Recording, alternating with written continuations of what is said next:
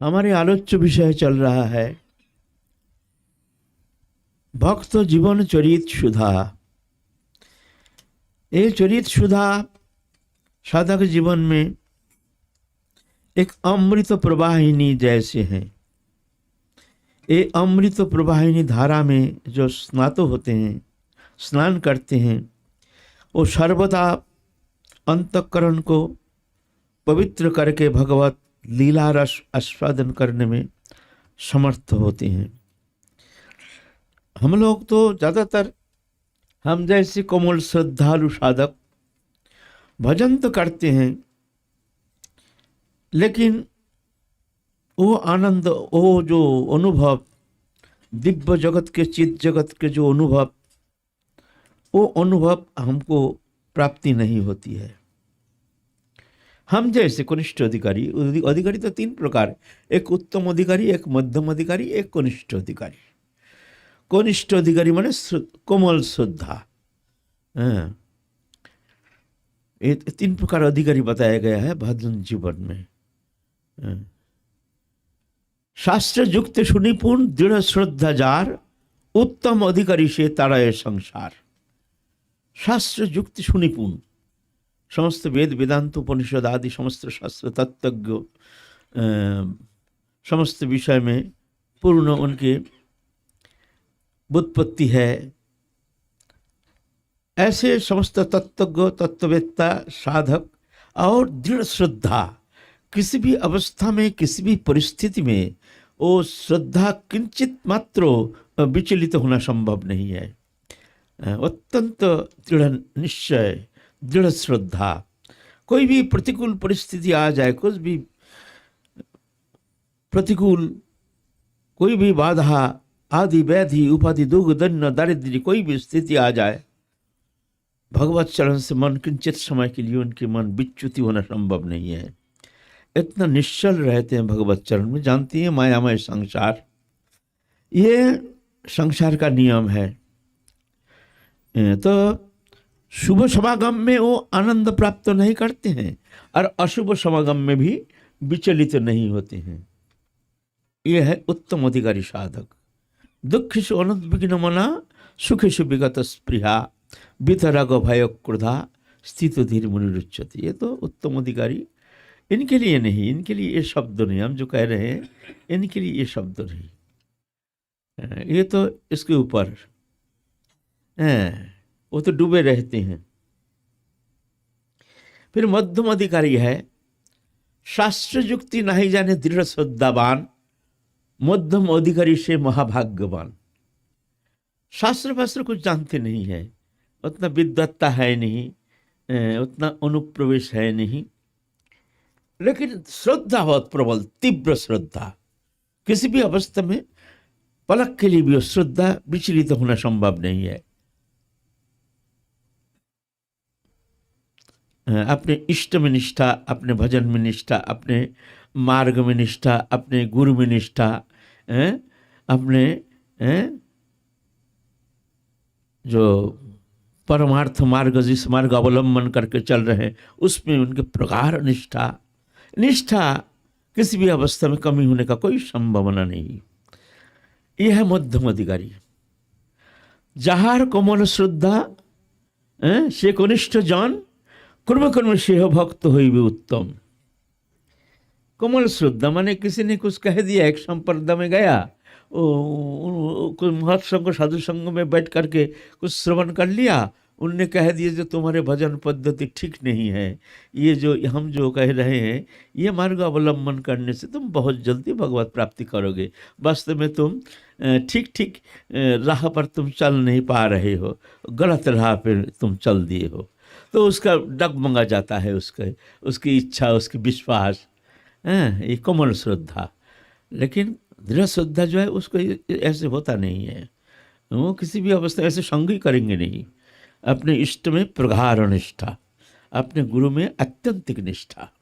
लेकिन शास्त्र युक्ति नहीं जानते हैं। तर्क के द्वारा जो हम समाधान करेंगे, किसी को हम समझाएंगे, वो शक्ति हम में है नहीं। लेकिन अपने निष्ठा में हम अटल है। हमारे निष्ठा किसी भी परिस्थिति में वो विचलित होना संभव है नहीं। बोलते ये भी महाभाग्यवान। और ये कोमल श्रद्धा, तो कोमल श्रद्धालु जैसे हम जैसे साधक, कोमल श्रद्धालु कनिष्ठ अधिकारी, ये कब भटक जाए, कब इनका अविश्वास आ जाए, किस स्थिति में आकर के मन विचलित हो जाए, किस स्थिति में आकर के अपने निष्ठा टूट जाए, किस स्थिति में आकर के भजन के प्रति अनाग्रह आ जाए, किस स्थिति में आकर के गुरुचरण में ही अश्रद्धा आ जाए, कोई गारंटी नहीं है। तो इसके लिए चाहिए सत्संग, इसके लिए महत संग महत सान्निध्य में रहना बहुत जरूरी है ऐसे कोमल श्रद्धालु साधक के लिए।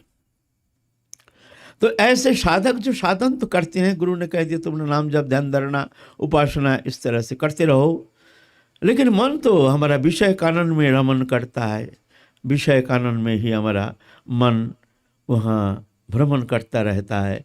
नाम मात्र एक भजन करते हैं, एक नाम मात्र क्रियात्मक, बस क्रिया हो गया हमारा भजन हो गया, आज का भजन हो गया क्रियात्मक। इतना नाम करना है, कोई रकम समय भी नहीं है, रात भी हो रहा है, संख्या भी पूर्ण नहीं हुआ, कोई रकम करके देखड़ी देखते क्या अब कितना संख्या बाकी है, संख्या पूर्ण हो ही नहीं रहा है, तो संख्या पूर्ण की तरफ हमारे नज़र है, हमारे चेष्टा है, लेकिन हमारे मन जो भगवत चरण में एक सन्निवेशित होना, एक निश्चल होना, एक तन्मयता, एक तल्लीनता, एक परम प्रियता, परम आत्मीयता, परम प्रेमास्पद ऐसे भावना लेकर के अपने इष्ट चिंतन में मन की एक निविड़ आत्मीयता बोध लेकर के एक तन्मयता ऐसे होना चाहिए। अब नाम संख्या कितना हो रहा उसकी तरफ तो अभिनिवेश रहता ही नहीं। एक स्थिति में जाकर के साधक का संख्या तो छूट जाता है, वो संख्या रख ही नहीं पाता है, संख्या रख नहीं पाता है, उनका प्रयोजन भी नहीं है। संख्या क्या है? संख्या तो ये है कि हमारे भजन में प्रगति हो रही है कि नहीं, ये देखने के लिए हमको ये शंका रखना कि हम आगे बढ़ रहे हैं कि नहीं। मैंने आज 1 लाख नाम किया, कल और आगे बढ़ना है 1.5 लाख, परसों 2 लाख, ऐसे मान लो काल दिखते हैं हमारा शंका घट गया, तो इसका माने है हमारे भजन में निष्ठा कम हो गई है, हम पीछे पड़ गए हैं, तो चेष्टा करना हमको आगे बढ़ने के लिए।